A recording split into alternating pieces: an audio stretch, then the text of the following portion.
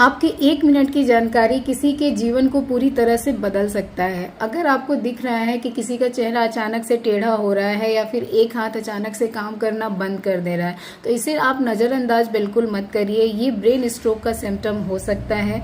Brain stroke एक तरह का मेडिकल इमरजेंसी है जिसमें ब्रेन के सेल्स में ब्लड सप्लाई रुक जाता है या फिर ब्रेन के ब्लड वेसल्स रप्चर हो जाते हैं, जिससे ब्रेन सेल्स को ऑक्सीजन न्यूट्रिएंट्स नहीं पहुंच पाता है और ब्रेन सेल्स तेजी से डैमेज होने लगती हैं। इसलिए स्ट्रोक की पहचान और समय पर इलाज बहुत ही ज़्यादा ज़रूरी है।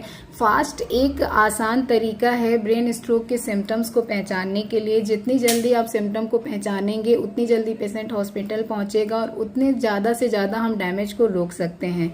फास्ट में पहला अक्षर है एफ फॉर फेस, तो आप मरीज को मुस्कुराने के लिए कहिए। अगर उसके चेहरे का आधा भाग टेढ़ा हो जा रहा है या फिर उसके लिप्स एक तरफ झुक जा रहे हैं तो ये स्ट्रोक के सिम्टम हो सकते हैं। सेकेंड वर्ड है ए फॉर आर्म। आप पेशेंट को दोनों हाथ ऊपर उठाने के लिए बोलिए। अगर एक हाथ पेशेंट का नीचे गिर जा रहा है या फिर वो उठा ही नहीं पा रहा है तो ये भी स्ट्रोक का सिम्टम हो सकता है।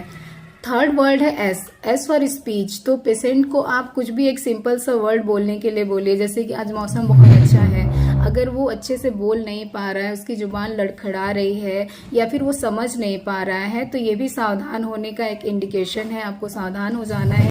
नेक्स्ट है टी फॉर टाइम।